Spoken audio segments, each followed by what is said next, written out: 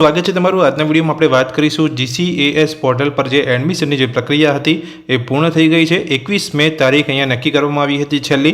તો ધોરણ 12 પછી જે પણ લોકો અહીંયા કોલેજની અંદર એડમિશન લેવા માગતા હતા તે લોકોએ અહીંયા ફોર્મ ભરી લીધા હશે એવી આશા રાખીશ। અને જે લોકોનું અહીંયા ફોર્મ નથી ભરાયું તો તે લોકોએ હવે શું કરવું સાથે હું તમને અહીંયા માહિતી આપીશ કે તમે કોલેજ એડમિશન લઈને અહીંયા ફોર્મ ભરી લીધું છે તો તમારું ફોર્મ અહીંયા સંપૂર્ણ રીતે ભરાઈ ગયું છે કે નહીં તેની ખાતરી તમે કેવી રીતે કરી શકો છો। તમારા પર્સન્ટેજ અહીંયા ઓછા છે તો તમને એડમિશન અહીંયા મળશે કે નહીં તે વિશેની સંપૂર્ણ માહિતી તમને આ વિડિયોની અંદર હું આપવાનો છું। જો તમે ચેનલ પર નવા છો તો ચેનલને સબસ્ક્રાઇબ કરી લેજો। ચલો વિડીયોની શરૂઆત કરીએ અને સૌપ્રથમ જાણીએ કે તમે અહીંયા કોલેજના એડમિશન લઈને ફોર્મ ભરી લીધું છે તો તમારું ફોર્મ અહીંયા કમ્પ્લીટ ભરાઈ ગયું છે તેની ખાતરી કેવી રીતે કરી શકાય।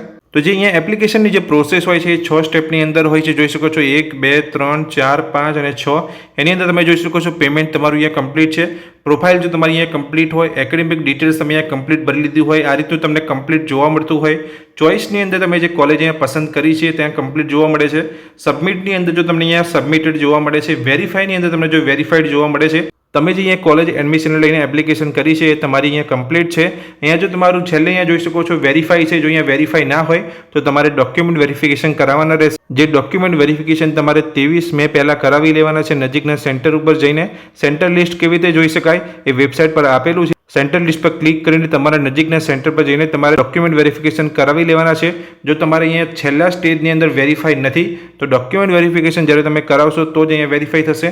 તો આ દરેક જે અહીંયા સ્ટેપ અહીંયા આપેલા છે 6 સ્ટેપ જો તમારા કમ્પ્લીટ છે તો તમે જે કોલેજના એડમિશન લઈને અહીંયા ફોર્મ ભર્યું છે એ તમારું કમ્પ્લીટ છે। હવે વાત કરીએ કે જે લોકોનું અહીંયા ઓનલાઈન ફોર્મ ભરવાના રહી ગયા છે કોલેજના એડમિશનને લઈને તો તે લોકોને હવે ચાન્સ આપવામાં આવશે કે નહીં, તો હા ચોક્કસથી ગુજરાત સરકાર દ્વારા અહીંયા જે પણ એડમિશનની જે પ્રક્રિયા છે આ પ્રથમ રાઉન્ડ હતો। અહીંયા જે પણ કોલેજની અંદર સીટ ખાલી રહેશે તેને લઈને બીજો રાઉન્ડ પણ જાહેર કરવામાં આવશે। એટલે જે પણ લોકોના અહીંયા ફોર્મ ભરવાના બાકી રહી ગયા છે કોલેજ એડમિશન લઈને તે લોકોને પણ અહીંયા ચાન્સ આપવામાં આવશે બીજા રાઉન્ડની અંદર જેથી તે એડમિશન લઈ શકે।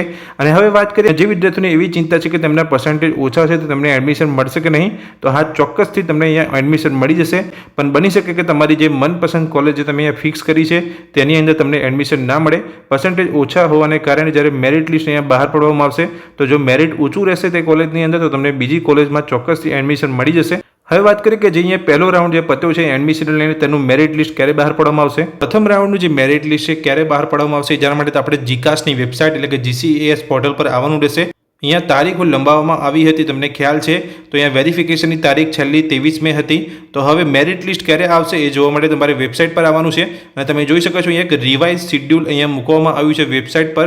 First page of UG programme આ જે PDF છે તેને આપણે ઓપન કરીશું તો તમે અહીંયા જોઈ શકો છો જે રિવાઇઝ શિડ્યુલ અહીંયા વેબસાઇટ પર મૂકવામાં આવેલું છે। તમે જોઈ શકો છો પ્રવેશ પ્રક્રિયા 2025-26 માટેના પ્રથમ તબક્કાનું લંબાવેલું શિડ્યુલ। તો અહીંયા જે તારીખો લંબાવવામાં આવી હતી તે પણ હવે એડ કરી દેવામાં આવી છે શિડ્યુલની અંદર। તમે જોઈ શકો છો વેરિફિકેશન રાઉન્ડ અહીંયા 23/5 સુધી ચાલશે।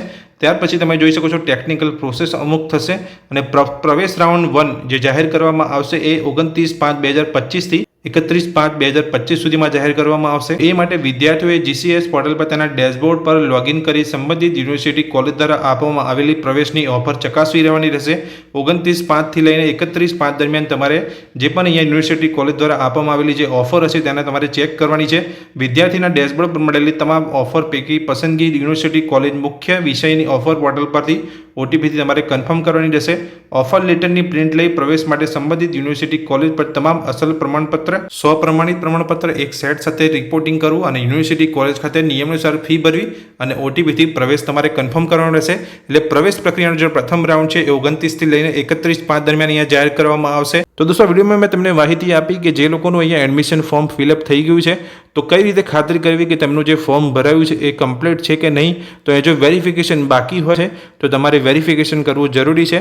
અહીંયા અમુક વિદ્યાર્થીઓનું ડાયરેક્ટ જ અહીંયા વેરિફિકેશન થઈ જતું હોય છે એટલે ત્યાં વેરીફાઈ લખાઈને બતાવતું હોય છે તો તે લોકોને અહીંયા વેરિફિકેશન કરવાની જરૂર નથી। અમુક વિદ્યાર્થીઓને વેરીફાઈની અંદર પેન્ડિંગ બતાવતું હોય તો તે લોકોને વેરિફિકેશન કરાવવું જરૂરી છે। વેરિફિકેશન કરાવ્યા પછી તમારી જે એપ્લિકેશન છે એ અહીંયા કમ્પ્લીટ સબમિટ થઈ જશે। તેમાં તમને અહીંયા માહિતી આપી કે જો તમારા પર્સન્ટેજ ઓછા હશે તો પણ તમને એડમિશન ચોક્કસથી મળશે। અને અહીંયા જે પ્રવેશ પ્રક્રિયાનું જે મેરિટ લિસ્ટ એ 29 થી લઈને 31/5/2025 દરમિયાન બહાર પાડવામાં આવશે જ્યારે પ્રવેશ પ્રક્રિયાનો પ્રથમ રાઉન્ડ અહીંયા જાહેર કરવામાં આવશે। તો દોસ્તો આ માહિતી તમને ગમી હોય તો વિડીયોને લાઇક કરજો। ચેનલ પર નવા છો તો ચેનલને સબસ્ક્રાઇબ કરી લેજો। Thank you.